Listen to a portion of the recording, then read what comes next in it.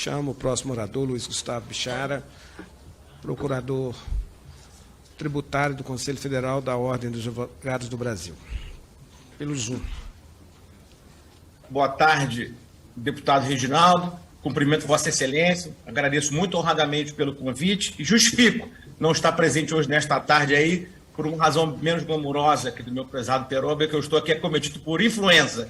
Então, eu estou preservando a saúde de todos aí no grupo de trabalho. Mas agradeço imensamente a Vossa Excelência, ao meu prezado deputado Aguinaldo, e trago aqui, de maneira muito breve, algumas considerações da Ordem dos Advogados do Brasil alusivas à reforma. Em primeiro lugar, ali dizer, e Vossa Excelência sabe, que recebeu o nosso ofício, que a Ordem apoia a reforma. A Ordem vê como mais do que necessária a evolução da reforma tributária e vê com bons olhos a ideia do IVA, a ideia do IBS.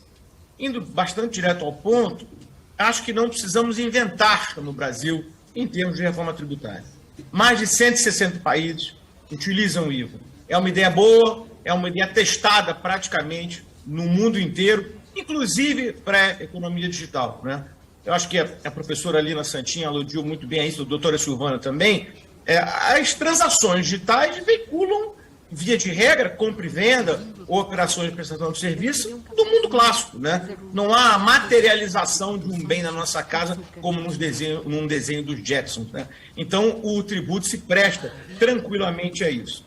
As PECs estão muito bem desenhadas, tecnicamente bem construídas, mas há uma ou outra observação, deputado, se Vossa Excelência me permite, no sentido de tentar contribuir com o texto. A primeira preocupação que a Ordem gostaria de expressar é com relação à neutralidade do tributo, e há um receio que nos parece justificado de um aumento repentino de carga.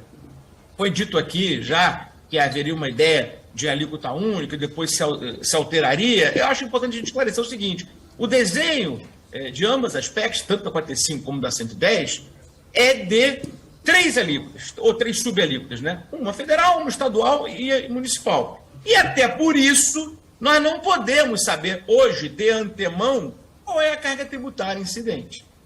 Não podemos e nem poderemos saber, porque, repito, cada ente será livre para fixar a sua respectiva alíquota. O que existe hoje é uma estimativa desenhada pelos técnicos que conduziram de maneira notável o desenho da reforma, no sentido de que seria 25%, arredondando-se, 14 para estados, 14 para os estados, 9 para a União, 2 para os municípios, nos levando a uma alíquota de 25%. E aí que se endereça uma preocupação que é relevante, no sentido de que não existe salvaguarda para esses 25%, tampouco para a manutenção de carga. O deputado Aguinaldo garante que não haverá aumento de carga, o deputado Reginaldo também afiança que não haverá aumento de carga, e eu acredito piamente em Vossas Excelências, mas parafraseando Pedro Aleixo, na discussão com Costa Silva, eu não tenho medo de Vossa Excelência, eu tenho medo do guarda da esquina, eu tenho medo da autoridade no futuro, tenho medo do aumento de carga no futuro. Então, eu acho que nós precisaríamos, talvez, amadurecer nesse tema da salvaguarda contra o aumento de carga. É claro que eu não estou aqui a propor a constitucionalização de uma alíquota, mas, por exemplo, nós poderíamos retomar aquilo que era a ideia inicial das PECs, no sentido de um regime de transição, com uma alíquota simbólica. Por exemplo, de 2 anos, poderíamos ter uma alíquota de 1%, e no final desses 2 anos nós íamos ter a exata medida da arrecadação do tributo. Com isso, nós evitaríamos salto no escuro. E é preciso lembrar que até hoje não existe um modelo matemático da arrecadação do IBS. Nós podemos ter simulações, podemos ter palpite, mas a Receita Federal nunca apresentou um modelo matemático da arrecadação, e isso gera temor nos contribuintes. Então, a primeira contribuição que eu gostaria aqui de modestamente deixar é, eventualmente, para que a gente retome aquela ideia inicial da alíquota simbólica de 1%, durante algum período, 1 ou 2 anos, para que a gente tenha uma medida exata do poder de arrecadação desse novo tributo, evitando-se saltos no escuro.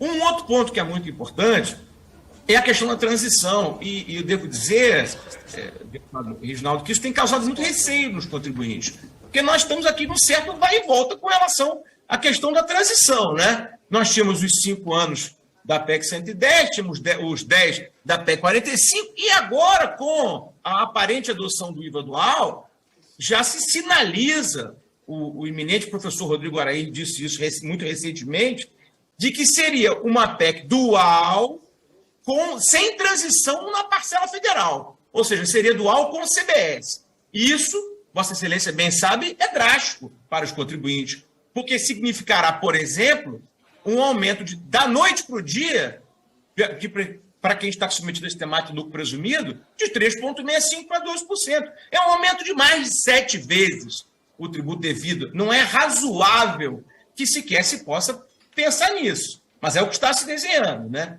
Então, com relação a esse tema da alíquota, eu insisto muito que nós precisamos pensar com cautela na alíquota e na transição. Não é razoável que se surgira um aumento tão abrupto da noite para o dia. Aliás, o setor de serviços, falando em alíquota, ainda que a gente tenha essa mera estimativa de 25%, acho que é preciso ter em mente que o receio de uma alíquota maior do que isso é presente e justificável.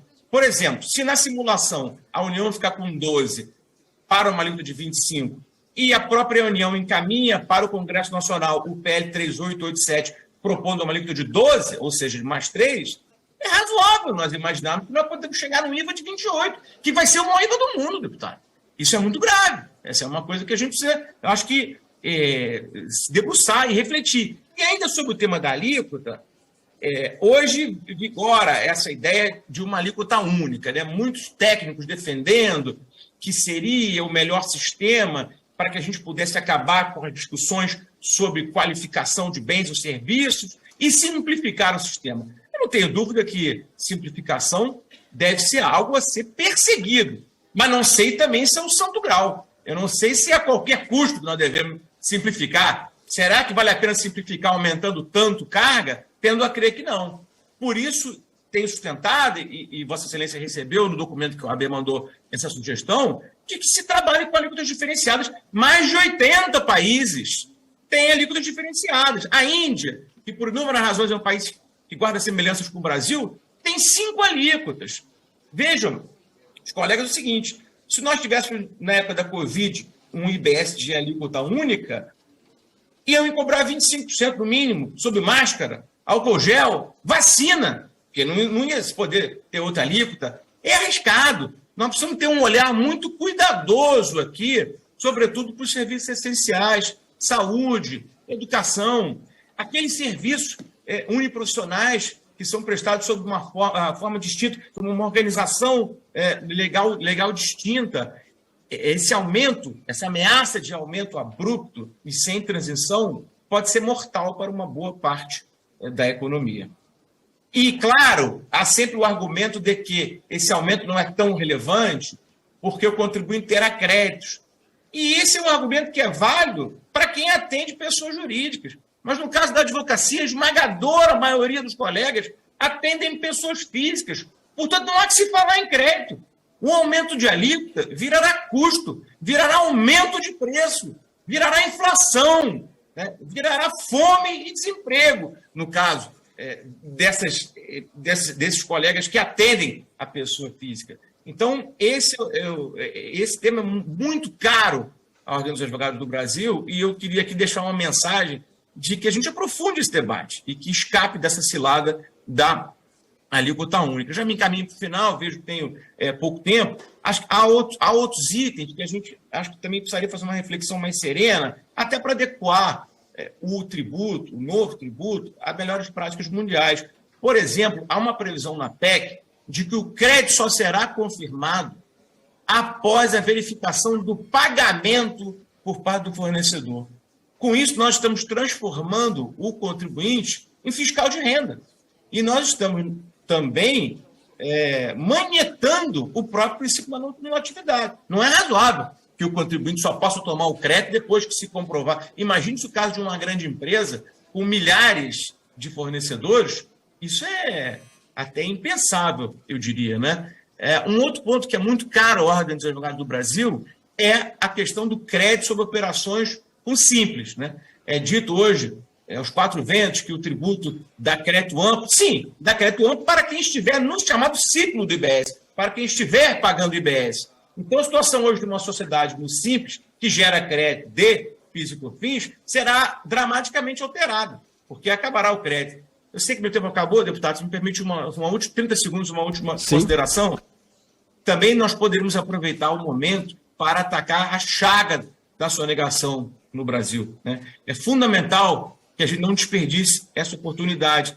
E isso poderia se resolver, em grande medida, de forma até simples. Por exemplo, com a adoção de uma monofasia obrigatória para aqueles setores que têm alto índice de sonegação. Com o IBS incidido uma única vez no produtor ou no importador, se puder ser com uma alíquota fixada por unidade de medida, melhor ainda, porque em caso de oscilação do preço não haverá impacto de carga tributária. Teria ainda muitas outras considerações, mas quero respeitar o tempo que me foi atribuído, agradecer uma vez de maneira muito honrada ao convite de Vossa Excelência e me colocar à disposição para qualquer debate. Muito grato, doutor Luiz Gustavo Pichara, procurador tributário do Conselho Federal da Ordem dos Advogados do Brasil. Muito grato pela contribuição.